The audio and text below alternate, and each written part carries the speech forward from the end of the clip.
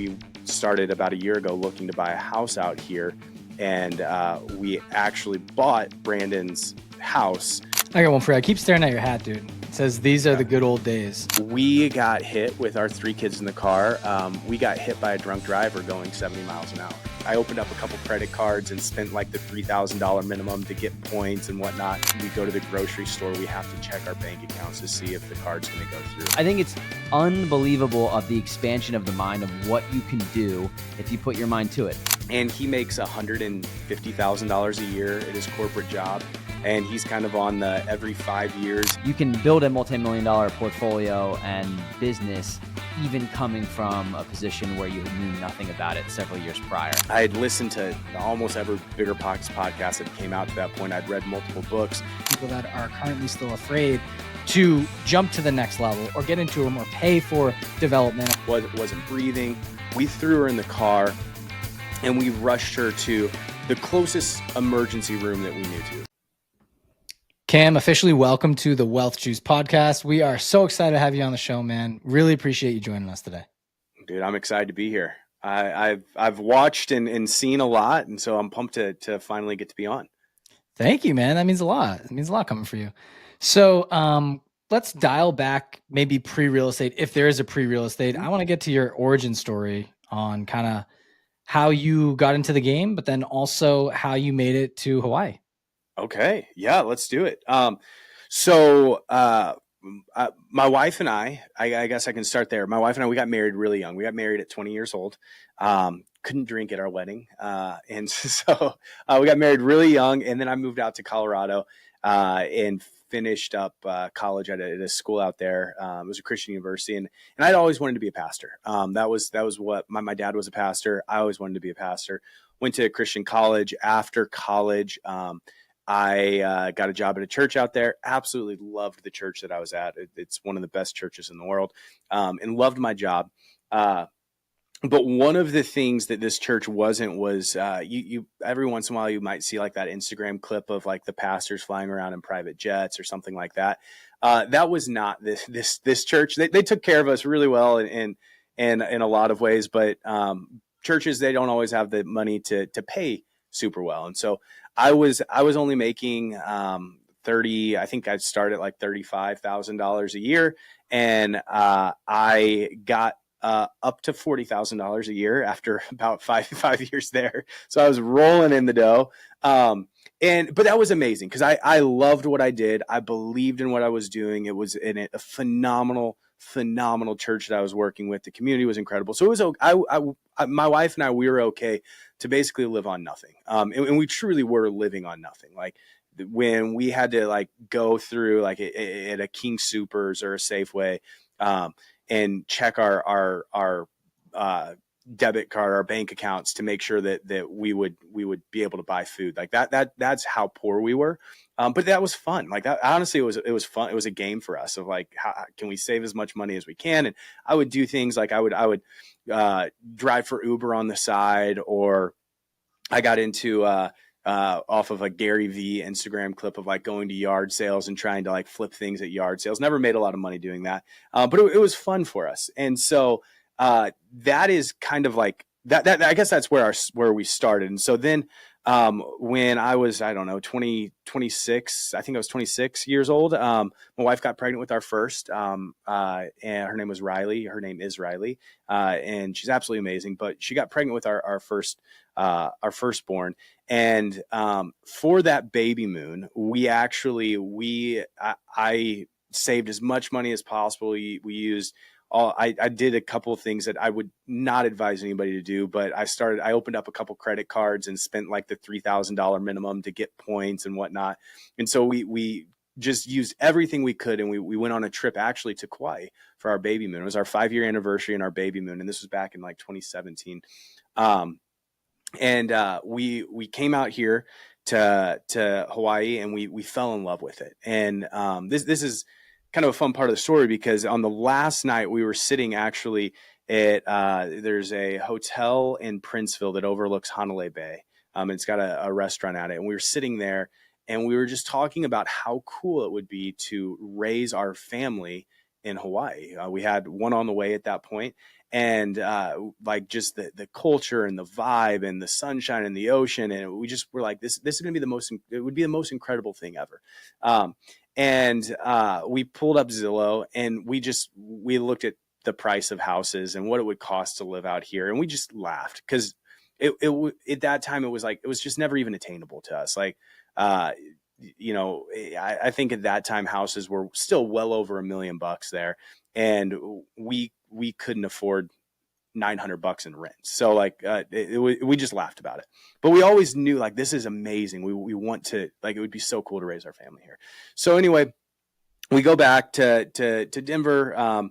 We have Riley, and it's amazing, but we are broke, especially once we have a newborn too. We're even more broke. Like, I remember like my tires, which is so dangerous. Like the wire was coming out of them. They were so worn down, and I couldn't afford new tires, and we just did not have any money. But then I think that this is kind of where I get into real estate. The switch that turned all of this upside down was when Riley was about 8 months old. And so this would have been in the fall of 2018. She was about 8 months old.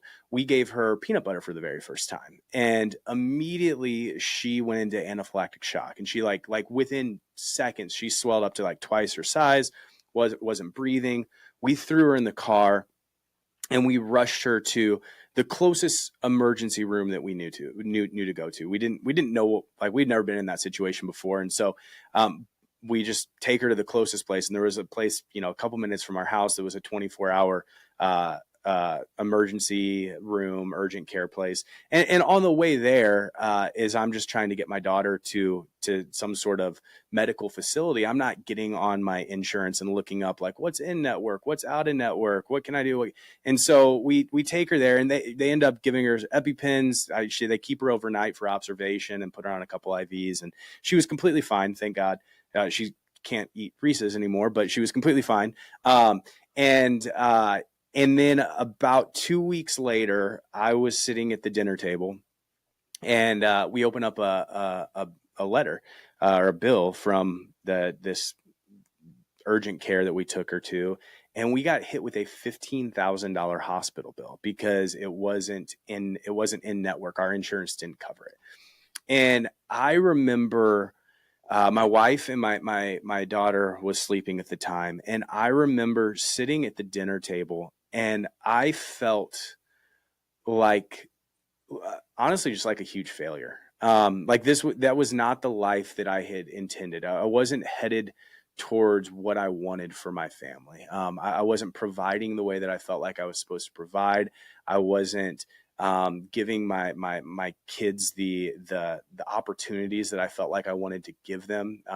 And I remember just having this moment that this isn't the life that I want to live. I don't want to live this life where every time we go to the grocery store, we have to check our bank accounts to see if the card's going to go through. I don't want to have to drive my car until the wires are popping out of the tires, because I don't have money to go get new tires. I don't want to, every time there's a medical emergency, not know how we're going to have to pay for it. It just added so much extra stress to our lives. And so that was the moment right then, sitting at that dinner table, where I was like, I'm going to figure out something else. And at that time, I didn't know what something else was. I just was like, I have to figure out a way to make more money. And so I started listening to every like wealth building podcast that I could listen to. And I listened to one, and there was a guy on there talking about real estate. And he made the comment, which I don't even know if this is true anymore, but made the comment that like 95 or 90% of self-made millionaires do it through real estate. And I was like, well, I want to be a millionaire. And so I started like researching real estate, and then I came across the BiggerPockets podcast.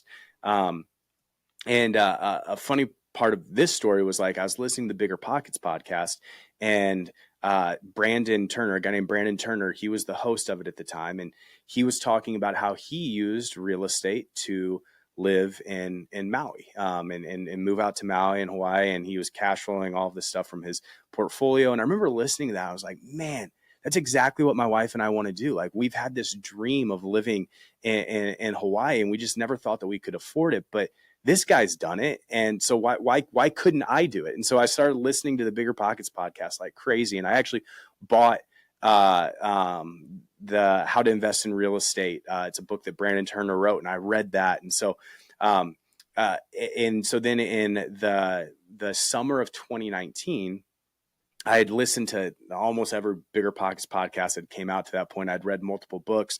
I was like, all right, we've got to do this. Like, we got to invest in real estate. And so my wife and I made the decision to move back to St. Louis. That's where our family is from, and start investing in real estate in St. Louis. And so at the time, I don't think I knew enough. We probably could have done it living in Denver, but at the time, I was kind of I thought it would just be easier in St. Louis because the housing prices were cheaper than they were in Denver. And so my wife and I, in the summer of 2019, we packed up our car and we moved back to St. Louis. We actually moved into her parents' house because we didn't have any money. And I took a job at a church there, and we bought our very first flip in the fall of 2019, and did everything wrong on it. Absolutely everything wrong. I bought it too high. My rehab budget was about $60,000 under what or over what the actual. My rehab budget was about $60,000 under what the actual rehab budget would have been, and we actually had our second daughter in the summer of 2019, and so that first house that we bought, my wife and I, we actually had to move into it. We bought an air mattress, and my wife, our dog, an 18-month-old, and a newborn, literally 3 weeks old. We moved into this house, and my wife and I flipped the house, doing all of our own work because we had bought it so poorly. And we ended up selling that house, and we didn't make anything, but we didn't lose money on it. And we could have given up, but I knew that like real estate was what I wanted to do. And so we continued to kind of dive into it. And then in March of 2020, this was kind of where everything turned for us. COVID hit. And I know COVID was really rough for a lot of people, and it was a really sad time. But for my real estate business, that was when things took off, because I was working a job that was 40 hours a week, 45 hours a week at a church in St. Louis at this time. And the church kind of shut their doors. And my job there was kind of just a teaching pastor and to build community. And I wasn't able to do that for about 3 months. And so I had an extra 45 hours a week to now kind of just focus on real estate. And so I just started buying literally everything that came across my desk that made sense. And I think I probably bought 15 houses in March, another 10 or 15 in April.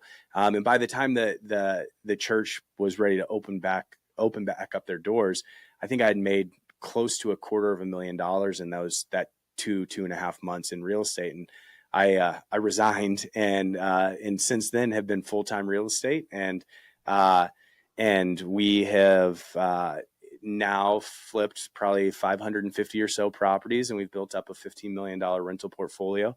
So it's been a lot of fun. But a fun part of this entire story was when my wife and I started getting into real estate. And sorry, I'm talking a lot, but when my wife and I started getting into real estate, we wrote down our goals. And because of that baby moon that we went on and wanting to live in Hawaii, and then listening to Brandon on the BiggerPockets podcast about how he was actually, he was in his sea shed is what he called it on the podcast, how he was in his sea shed and living in Maui. Our top goal when we started in real estate was we wanted to move to Hawaii. And after about 3 years of being full-time real estate, we had built up enough cash flow in our team to be able to move to Hawaii. And so we moved out to Hawaii in January of 2023. So we've been here for a little over 2.5 years. But even some more fun parts of the story was when I moved out here, I got connected with Brandon. And then Brandon asked me to host the Better Life podcast, which is crazy that I was listening to him, and he's what got me into real estate. Now I get to host the podcast with him. And then another fun part of the story is my wife and I, we started about a year ago looking to buy a house out here, and we actually bought Brandon's house.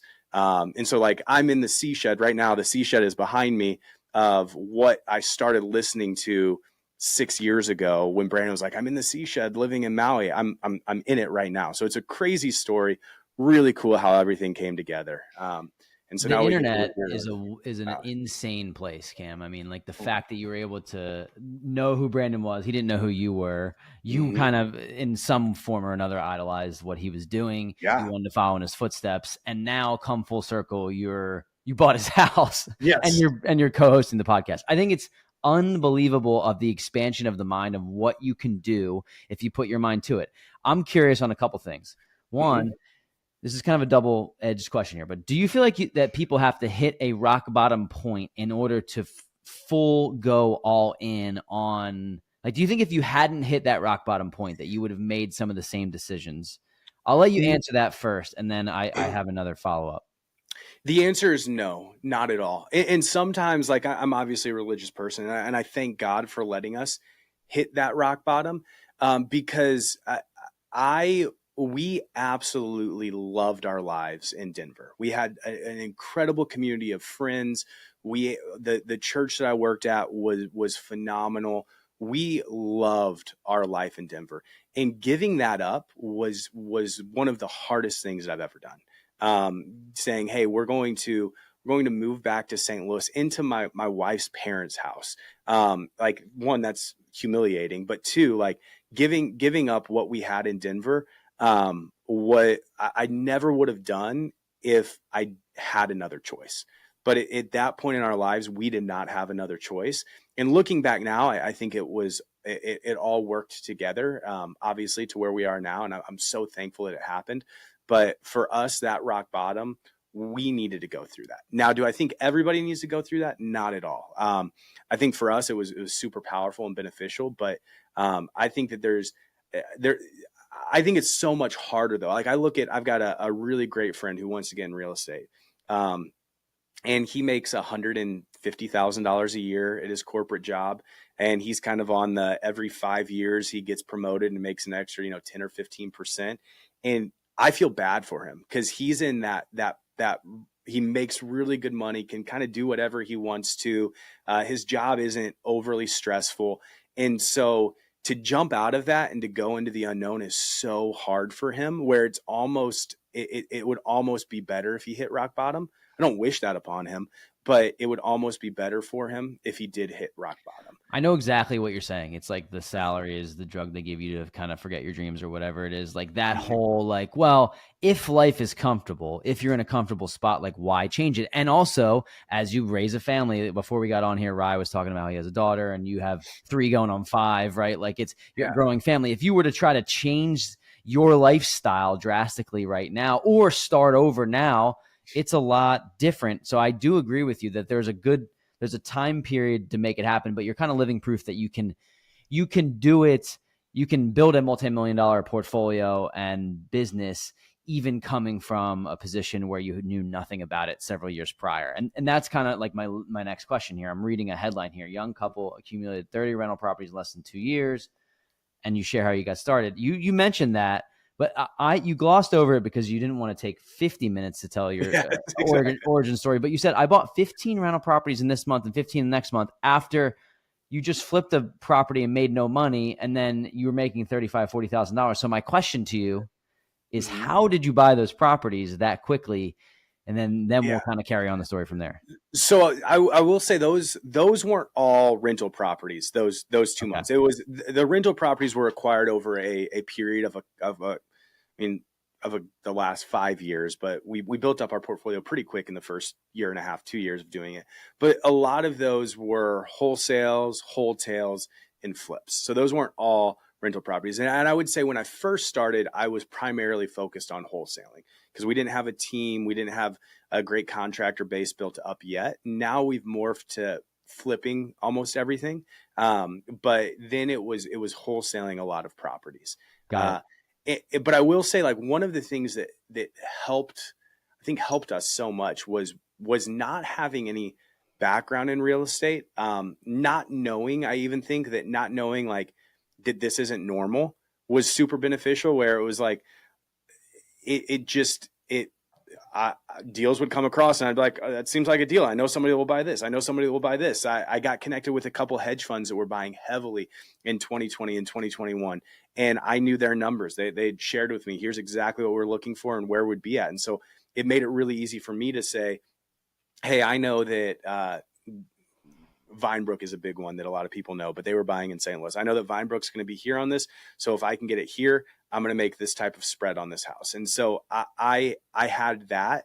I also like, I don't want to toot my own horn too much where it's like, I was so insulated by the market where I made a lot of mistakes that were covered up. Like I got to learn for free. I got to learn and make a lot of money actually, because the market was so good those couple of years that I could buy a house and run my numbers wrong and I would still make money on it. Like even the house that we ended up breaking even on, I should have probably lost $30,000 on it, but the market protected us to where when we listed it, we got multiple offers the very first weekend and we sold it. And it wasn't a good rehab. It wasn't in the best part of town. Like we were so protected by the market. And I think for a lot of people that are starting today, they aren't as protected by the market. That you have to be a lot better than I was 5 years ago.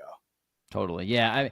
I do think that thought though, Cam, holds people back from thinking, because so many people are like, oh, it's too late. Like it's too late to start. And I totally 100% disagree, because I'm like, look, in 2016, people thought that we were at the top of the market, right? Like that's what people think.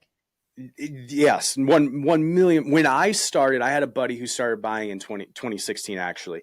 And I remember looking at him being like, I've missed it. Like this, if I had bought in 2016, like I would be so rich right now. I missed it. I'm 5 years too late. And then the other thing that I do say, I don't want to discredit myself for, was when COVID hit, everybody got scared. I think that was one of the reasons I was able to buy so much, was because nobody was buying. Everybody was scared. And I, partly out of just naivety and dumb luck, I was like, well, this house makes sense. So I'm still going to buy it, even though everybody else is scared to buy it. And so like we did take risks and there was a lot of unknowns when we were starting. And so I think that any time is a great time to invest in real estate. There's no doubt about that.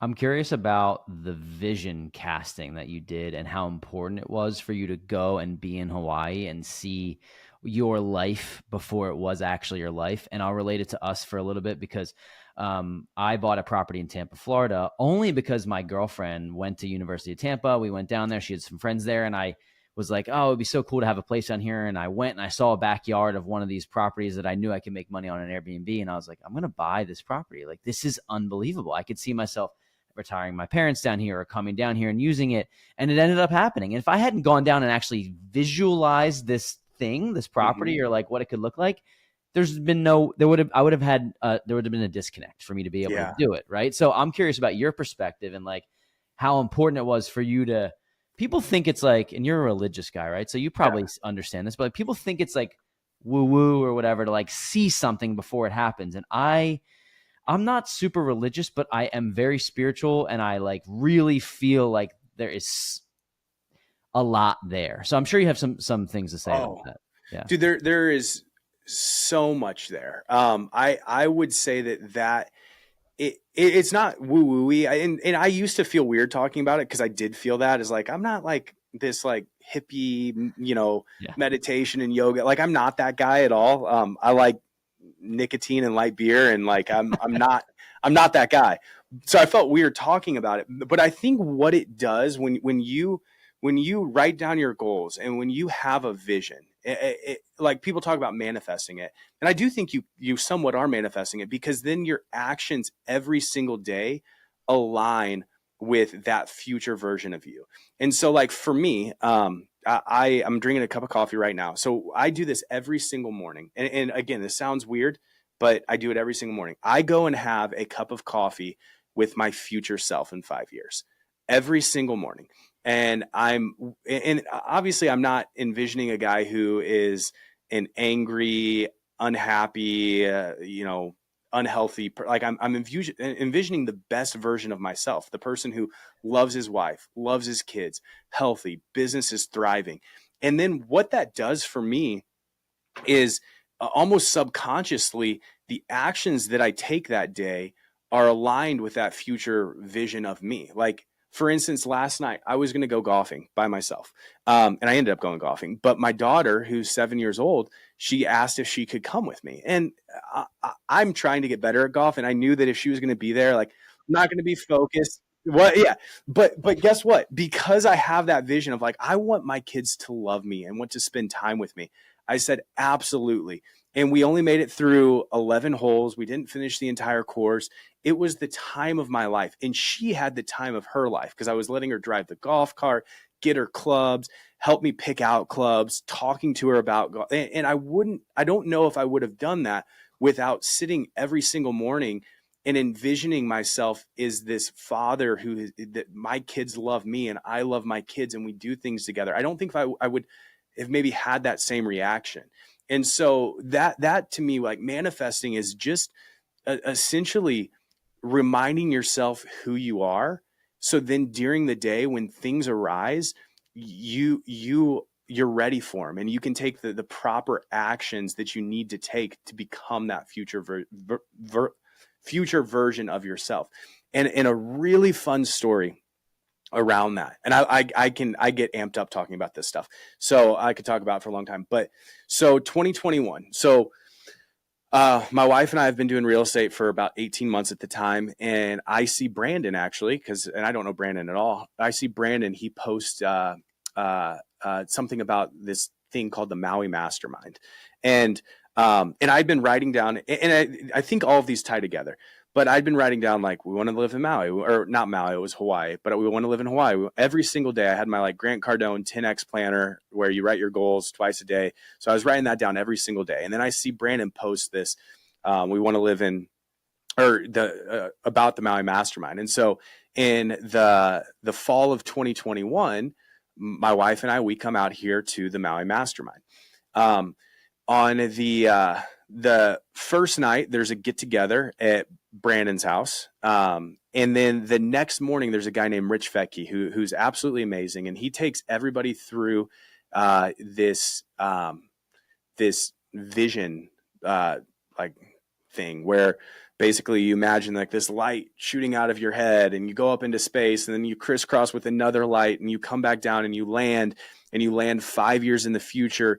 And you're standing outside of your future house and you look around and you look at the yard and you look at the house and then you walk up to the house and you knock on the door and the future you answers the door and you sit there and you walk around the house and you talk to them and you have this conversation with your future self. And so I say all that to say, when Rich took us through that exercise, because I had been to Brandon's house the night before, guess where I landed? This is in 2021.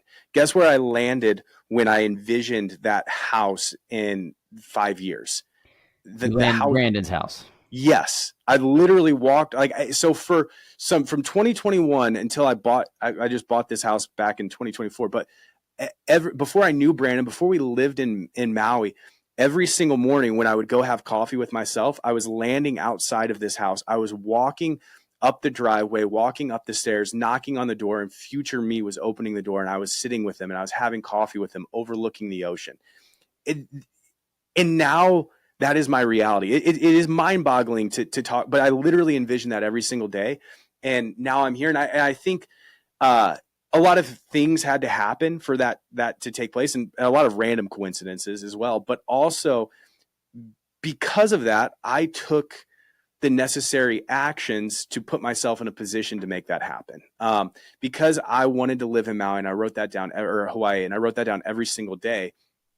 I didn't wait to say, oh, we need more money or we need more rental properties. When we had the money, we moved here. Because I got into a community with a bunch of other real estate investors, and Brandon was a part of that because of just the continually like writing down vision and goals every single day. And so, again, I could talk about this all day long. I love talking about this stuff, but mindset is the most important for anybody that's listening to this. The proper mindset and vision is, to me, the most important thing that you can have. I love this. Honestly, this is my favorite part of the whole journey is the mindset. And then also it's the community and the relationships. And I'm just a Mhm. curious person. So quite candidly, I just love getting on these podcasts to figure out, hey, how did the top 1% or someone that's an amazing master of their craft get to their level of success, right? I love picking brains and figuring it out. And so my question to you is you've had a lot of things that have happened, but when the stars align, you seem to take action, right? And you open the door of opportunity that comes out. And so I want to talk to you. I don't know if this is current you or previous you, as we're going through this journey, but can you talk to me about the benefit of community and relationships in your journey and how you've leveraged those to either invest in yourself, get around the right people? I want to go down that whole road because I think there's a lot of people that are currently still afraid to jump to the next level or get into them or pay for development or pay to get a coach and things like this. And there's a stigma around it. And I just want to see how it plays into your journey. Yeah. So I would say like one, that is kind of my superpower. Like when you talk about like, what are you best in the world at? I do feel like my superpower is networking and building relationships and connecting with people. And I'm a huge extrovert. Like I have zero introvert in me whatsoever. I'm a ENFP. I'm a high I on the disc. I'm a 7 on the Enneagram. Any personality test, like I'm full on love people and love being around people. And so I feel like I was set up for success in that. But I would say like when it comes to community, the very first, actually, this is a fun story. So we're driving from Denver to St. Louis in the summer of 2019. And I had a buddy who was about 4 years older than me. I say buddy, it was an acquaintance that I had seen on Facebook who was buying houses. And so I didn't know him at all, hadn't talked to him for probably 10 years, maybe more than that, probably 12 years. And I hit him up on Instagram. And part of this was just, no, I was on Facebook. Part of this was just luck that he happened to be who he was. But um, that person ended up being my first mentor in real estate and helping me grow to what I am. And he's also grown to be a phenomenal investor. And also now he's got millions of followers. But that was a guy named Sam Prim, who's Sam Oh, Faster Freedom. Yeah. Do you yeah, guys know Sam? we had Sam on the podcast like a couple years ago. He's been, Yeah. I've seen him Great, grow. dude. When you Yeah. said St. Louis, I was gonna ask about it, but I didn't want to be like too cheeky, be like the one Yeah. guy we know from there. Like, do you know him? But go ahead. Dude, he was my first mentor. Yeah. And so, and I can say without a shadow of a doubt that the reason that I am where I am today was because of the people that he introduced me to and the people that he connected me with. And one thing, like, to give just huge props to him was I sent him a Facebook message and had never bought a house. And at this time he wasn't what is today, but he is still doing a lot. And he, within 5 minutes, messaged me back and was like, "Yeah, let's meet for coffee when you get here." And we met for coffee, and the rest is history. And so, like, uh, I can, all of my success I can tie back to relationships. It's not being great at analyzing deals or understanding the ARV of a property or being really great at rehabs. It is about relationships. And I am where I'm today because of relationships. I agree 100% and can relate to that. I think Corey and I are as well, and that's allowed us to scale from. We talk about this in our story, but he and I scaled 50-50 to our first 8 doors, right, or 8 properties, if you will, and then we were like, how do we scale to the next level? It was just getting around the right people that were doing bigger deals. And so social media, building a personal brand, building a digital resume, and getting out in front of this thing and crafting a story and having a community and a podcast for other people to kind of share their stories on. It's all played a piece in the big puzzle, right? And so I guess my question for you here is, we've talked to a lot of people, and I think there's one thing to not only start a relationship, but how do you foster and nurture a relationship in today's age? We've had people say, hey, just, like my posts on social media, just check in with me once in a while. How are you kind of taking your relationships to the next level, making sure you're staying in touch with your people and still providing value? Yeah, I think I don't have like this secret sauce to that. I've gotten asked that before where I'm like, I just love people. And so, like, for me, like I go on a walk every day and I open up my phone and I literally just will scroll and like, who should I call today? And I'll call them and I'll check in and ask how they're doing. And it has nothing to do with business. Sometimes business gets talked about, but it's, hey, how's your family doing? How's your wife? How's this? What's going on here? And I love just like building and fostering relationships. And there's not a strategy to that. There's not a, hey, I need to call this person every third Thursday of the month, and I need to call this person on these dates. I don't really have that. It is really just staying in community and never letting that kind of fade away or fizzle out. But I will say, like with Sam, one of the things, actually, just St. Louis in general, growing my real estate career in St. Louis, a huge part of that was adding value. I added a ton of value. So with Sam, actually, those properties that I was buying when I first started, Sam was a partner on those properties. Sam was a partner on those properties. And those were the wholesale. Like I actually worked for Sam. Like I was buying those houses and Sam was dispoing them or flipping them. And that took 100% of the stress of me having to figure out how to dispo a deal or figuring out how to rehab a deal or to come up with the money for the deal. Sam did that. And so I added a immense amount of value. I probably made Sam in 2020 over $1 million from buying houses. Now I made a lot of money too. And to credit to like Sam, where Sam took care of me. We both were, it was a mutually beneficial relationship.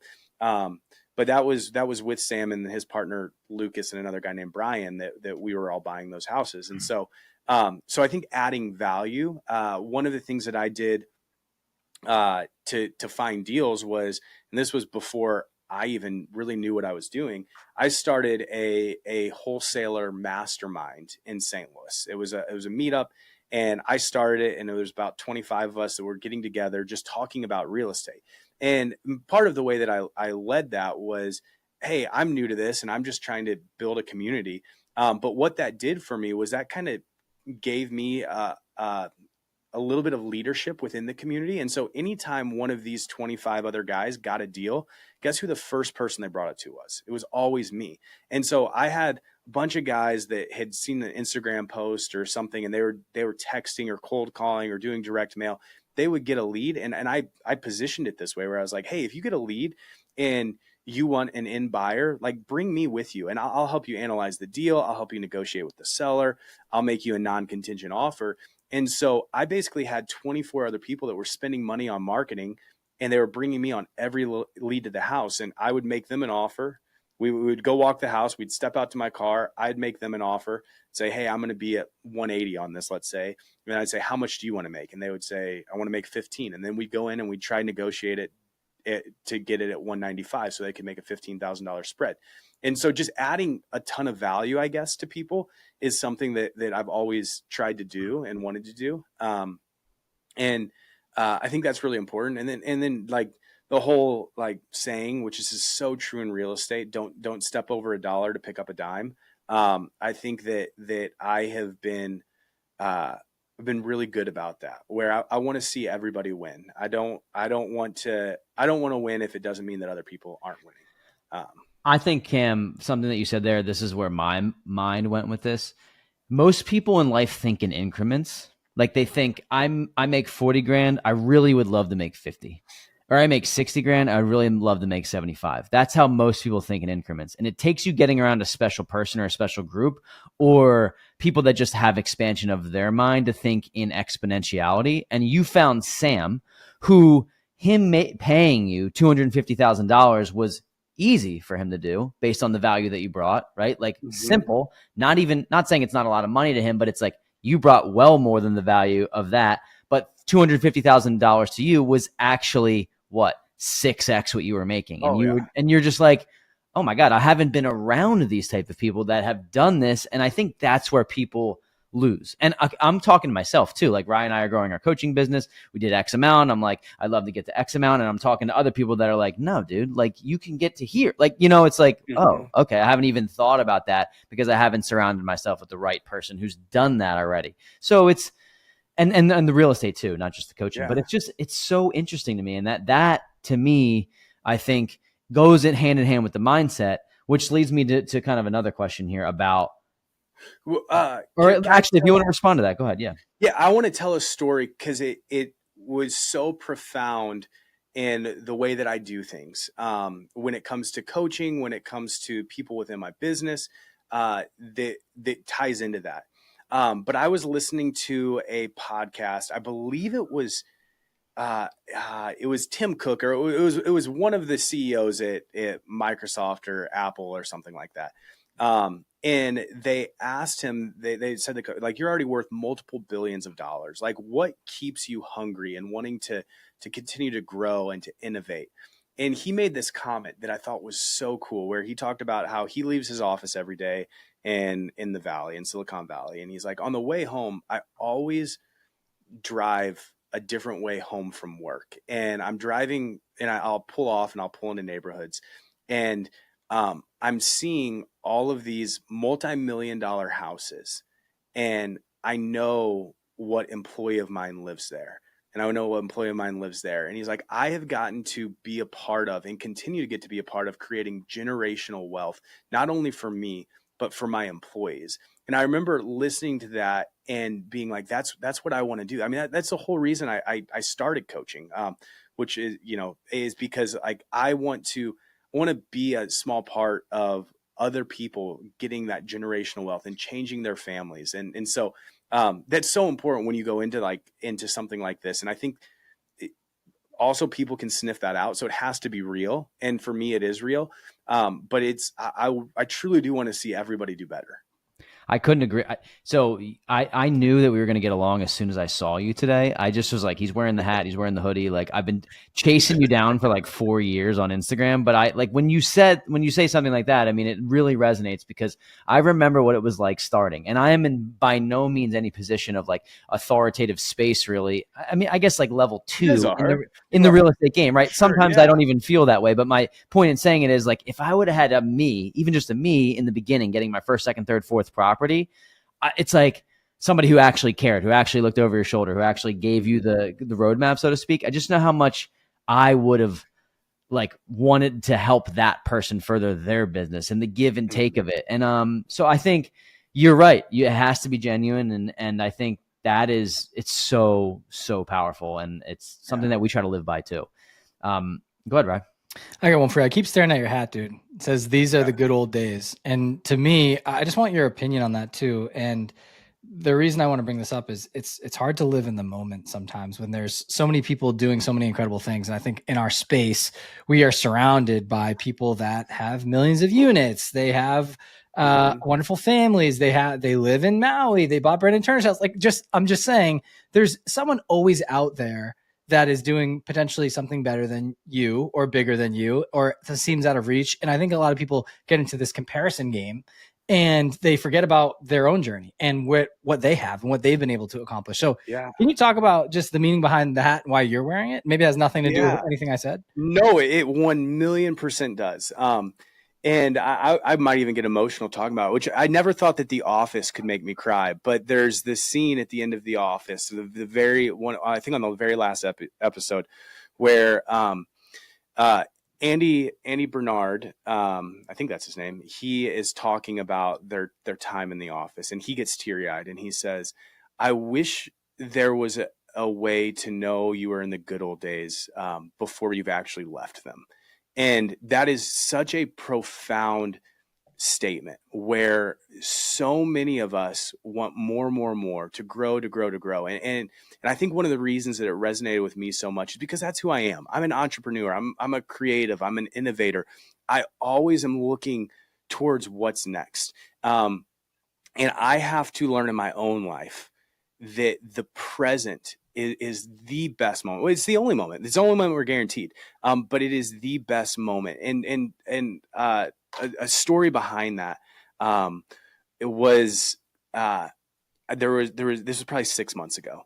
And I was out on a walk with my 3 children at the time, and I had a lot going on, and was actually starting a new business at the time and trying to scale other businesses. And I I went on this walk because I wanted to give my wife some time without the kids. But I remember like I was like, I want to. We're walking to a gas station, picking up snacks, and walking back. It was probably a 25-minute walk, and I was like, I want to do this as quick as possible. And so I'm walking quick, and it starts pouring down rain. And so not only am I busy, but I'm also annoyed that it's raining. And my kids start having the time of their lives. They're dancing in the rain. They're jumping in puddles. And I remember having this moment where, and it really will make me emotional, where I'm like, this is this is what I've always wanted. Like this right here, like getting to walk along the beach with my kids. They're happy, they're healthy, they're jumping in puddles, and they're like, this is what I've always wanted. And I'm too caught up in my mind to even sit back and enjoy this moment. And I remember that was like a defining moment where I was like, I'm going to make this last as long as possible. And then we went home and we made dino nuggets and we watched a Disney movie. And I remember just sitting there that night and thinking like, there is something like I always want extraordinary, I guess. Like I want to be doing something bigger and better all of the time. And there's something so beautiful about just the ordinary moments. And I have made that a, like I sometimes have words of the year. And last year, my word of the year was present. Like I want to be present and enjoy, because I know, that in 5 years, 10 years, I'm going to look back at this time of my life and I'm going to be so, I'm going to miss it so much. Like, sorry guys, I'm telling a lot of stories, but I've got another story that ties into that. And it's so important for people to hear. Cause it's, to me, it's everything. And I actually, I think I told this story on Instagram at one point, but, there's this thing that my 7-year-old daughter and I have, and we've been doing it since she was like 2 years old, and we call it a palm me drive. And it really is a pile drive. But she couldn't say pile drive at 2 years old. And so she started calling it palm me drive, where I literally just, I pick her up and I slam her on the bed or a couch and I tickle her and I kiss her. And I was thinking about this a while back, where she's 7, she's getting bigger, and like, I don't have a lot longer to do palm me drives. It's something she asks for every single morning and every single night. Like, can you give me palm me drives? Can you give me palm me drives? And sometimes, I've gotten really good at this, but sometimes I'm like, no, daddy's busy, or daddy can't do that. And I remember thinking through this, where, in 10 years, I promise you, in 10 years, she's going to be 17. Like, that'd be weird if I was giving her palm me drives then, but I would pay any amount of money I have to go back to these moments and be able to do another palm me drive. And so why am I so concerned today with making more money, when in 10 years, I would give up any amount of money to be able to come back to this moment that I can do today for free? And I run my life off of that, of what are the things that I can do today for free that I would give up any amount of money to be able to do in the future. Dude, I just want to jump in really quick here. So my daughter's 2, and we have the exact same thing. We call it a power bomb. And she loves it, dude. We roll around. She tackles me. Like today, for the first time, she got her like little arm around my neck and like gave me a hug. I was head over heels. It's the best thing. It was actually before this. We spent, I was on another call. Then I had like a 15-minute break, and I got her up from her nap and just rolling around, like goofing. She's jumping on me, and it's the best thing. You mentioned like your best day, or the dino nugget, the puddles, the dino nuggets, the Disney movie, dude. That's like the best day for me.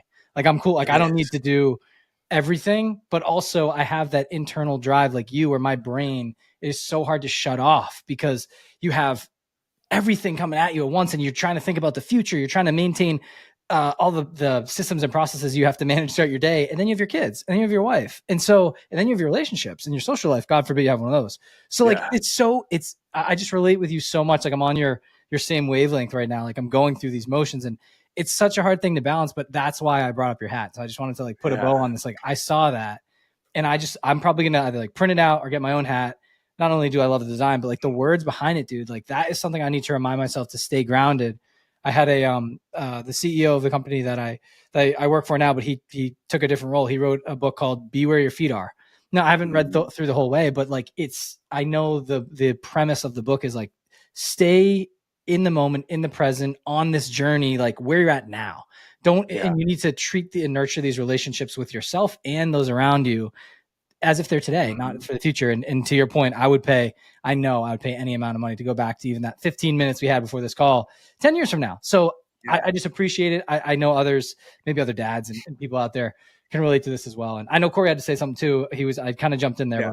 But well, I'm not really qualified from the dad perspective to talk about this, but I think that we interview a lot of people that talk about their why and how it always relates back to their family. And what I've noticed as a pattern is that most of the time they don't even realize that the family hasn't asked for the mass amount of wealth. You know what I mean? Like they haven't necessarily asked for that. Now, that doesn't mean that it shouldn't be like strived for, in my opinion, because it should in order to give your family a better life. But if they're not asking for this huge life, they're asking for you, then your ultimate goal should be able to be as present as you possibly can. And I struggle with that massively, just even in relationships I have with my girlfriend and friends and family and all that, because I am always thinking about the future. And I'm curious if you've just had to go through those things in order to put yourself in a position to actually be present, because talking about being present and actually being present to me are like completely different things. So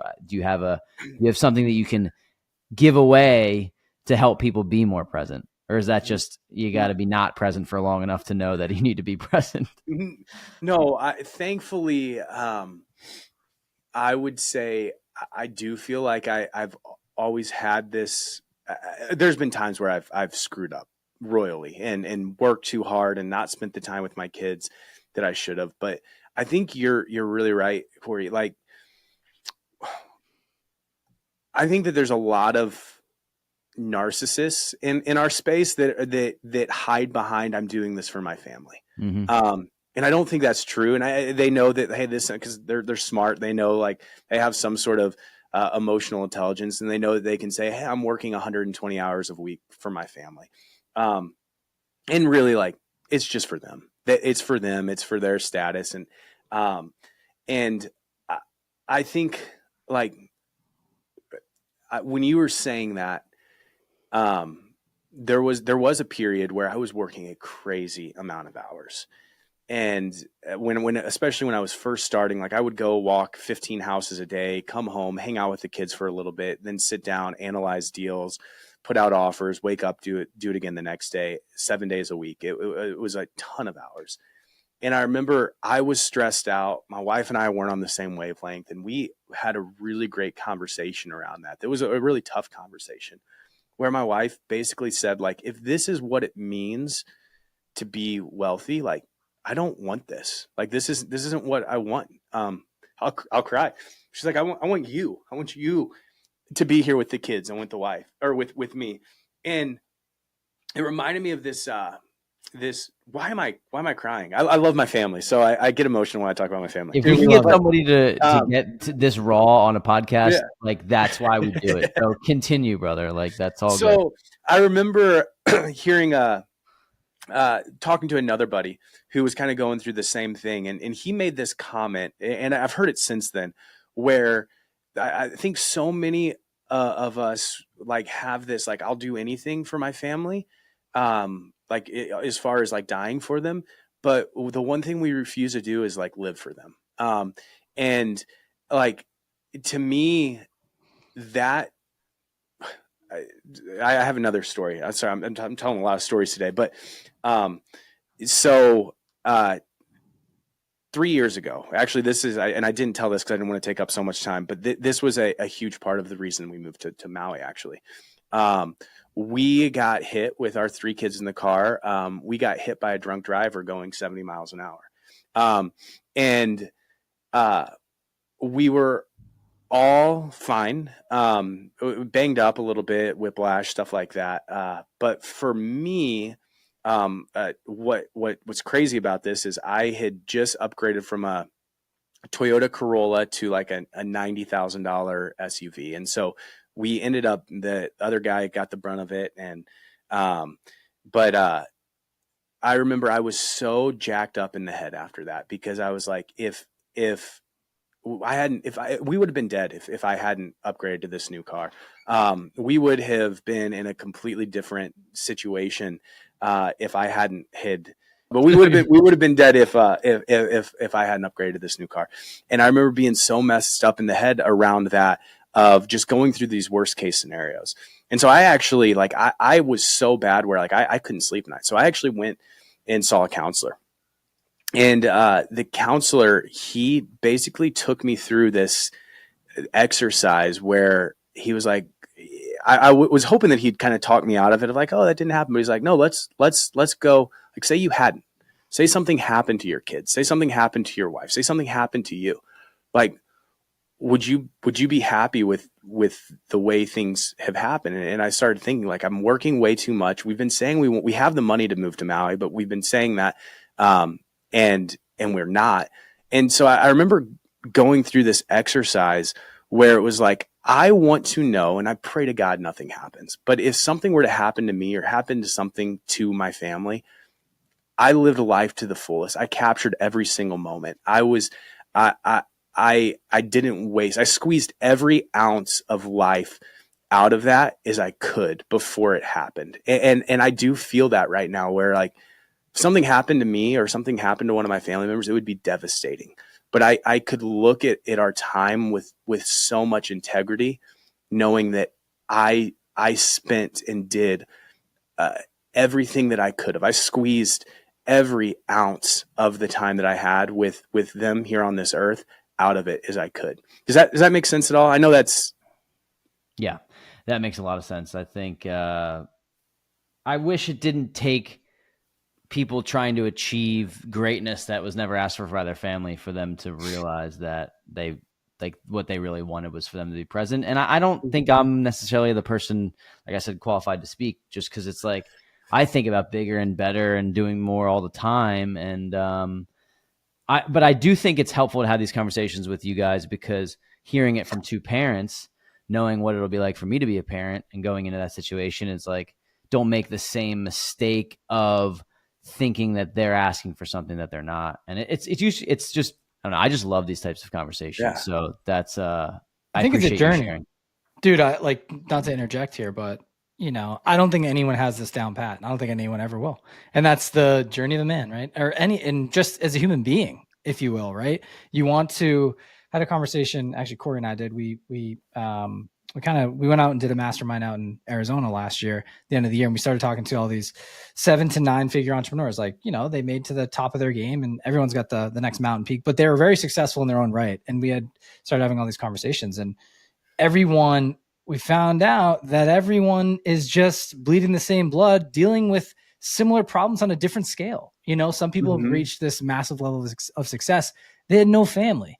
Other people were just so out of touch with reality, and they were complete, like, just in their bubble. And so it's a very interesting thing, the journey of a human being. And I had the conversation with one gentleman, and it kind of brought it back to me. It's like, I'm on this journey of trying to fulfill my purpose and not wanting to waste my gifts that I think I was born with and trying to hone those and give back and serve as many people as possible, but also still live a high energy life for me. Right. And to prove myself, like, hey, dude, like, you squeezed all the juice out of this life, and you proved to yourself that you didn't waste the day, and you were the best version of yourself in a way. Right. But then you also have your family, and you all, in that same parallel, how do you make sure they are living their wildest dreams at the same time? And sometimes it comes back to, they picked you, and like that, like, you just got to be present. And so it's so hard. So I love this conversation. We could talk for 5 hours about it, but it's so interesting to hear it from an entrepreneur's perspective, because I know we are going through this roller coaster of a journey, and you think it's going to be linear. And when you set off on your own path, that you're just going to, one day we know we'll eventually make it if we just don't stop, but it's never the way you expect, I feel like. I don't know. Well, and I love that. And I'm so aligned with what you just said. And I think part of it too is being honest with yourself, and with your spouse or your kids or whoever that is, where it's like, for them, for my family to be the best versions of themselves, it does require me to be the best version of myself. And for me to be the best version of myself, I can't work a 9 to 5. Like I can't, I have to be able to create. I have to be able to innovate. I have to be able to do things that bring me life. And so my wife does know that. And I've accepted that, where it's like sometimes, coaching, I love coaching, and coaching brings me joy and energy. And I can get off of a coaching call and immediately I can go like run around the house with my kids and jump in the pool and go to the beach because I have so much energy. And so like that is a valuable part of my life that I can't give up. But then other things like payroll, like I get done with payroll and it might take me 30 minutes and I want to go eat potato chips and watch Netflix because of how much it drains me. And so I think part of that is like learning what brings me energy and fills me up and creates the best version of myself. And those are the things that I want to focus on. And then anything that drains me, I'm trying to cut out of my life. Love it. I think that's very important because Ryan and I are like, we're kind of aligned with the things that we're both good at in our business and what we want to offload. And it makes perfect sense coming from somebody who's a few stages ahead of us. Last question for me, Cam. Yeah. I want to know if you were starting over in 2025, or maybe you do teach this, like what do you think the best way to get from somebody who's making 50, 60, 70, $80,000 or whatever it is to getting full-time into real estate? Is it still wholesaling? Is it wholetailing? Is it flipping? Is it, you tell me, I'm curious, like what do you think the best avenue is to get in? My answer to that would be just get incredible at acquisitions. And that comes through building incredible relationships and an incredible network. But I think that the quickest way to get out of a 9 to 5 is be able to find really, really great deals. And with those deals, you can keep them as a rental property, which is a little bit longer term money. And it would take a little bit longer to get out of your 9 to 5, but you can flip those, you can wholesale those, you can wholetail those. And so like in the community that I've kind of built, like there was somebody who her very first deal 3 months into the program got a $75,000 wholesale, which was more money than she made in a year. And that doesn't happen all the time, but I think I see that happen quite a bit, and it's all just finding the right deal. And so I think for anybody that wants to get out of a 9 to 5, become incredible at acquisitions. Awesome. That was a great answer. And I would agree. But I do think a lot of people take real estate as like this pathway out of something that they hate, and it's going to be like simple and I'm going to sit on the beach and not have to do anything. And I think that's maybe where people like fail to realize is that like you're going to be actually working significantly harder than you are working at your 9 to 5 job. It's just a different type of work. So hopefully you fall in love with the process and fall in love with the actual doing of the thing. So yes. Yeah, man. I mean, this has been awesome, Ryan. I don't know if you have anything else, but I think just to get to know you, like to have you become emotional on our podcast, like honestly, that's like validation that we're asking the right questions and touching the right spots there. And I really just like, I just really enjoyed this. I thought it was one of my favorite conversations I've had in a long time. So I really appreciate you coming on. If people want to learn more about you, they want to network, they want to maybe bring value into your life, what's the best way for people to get in touch with you? Yeah, just on Instagram, probably. Cam.Cathcart is my Instagram handle. And I try and not get on there a ton, but I am on there a couple times a day. And so shoot me a message, follow me. I'd love to chat. But I also do want to thank you guys so much because this was a great conversation. I had a blast. And I think it's important to talk about things. Usually when it comes to like podcasts and stuff, I've been asked to be on it. It's like, give me your 4-step framework for finding your first deal, which is great. I'm not knocking those, but to be able to like talk about real life is so much more fun and life-giving for me. And so it means a lot. And you guys, it was a blast. I had a blast chatting. Thanks, man. It was a pleasure. I'm echoing both of your guys' sentiments. This was one of my favorite conversations to date. And dude, you got me thinking I'm going to be more in the moment, man. Maybe I'll change my word this year to present. And I appreciate you for that. Love it. Thank you guys.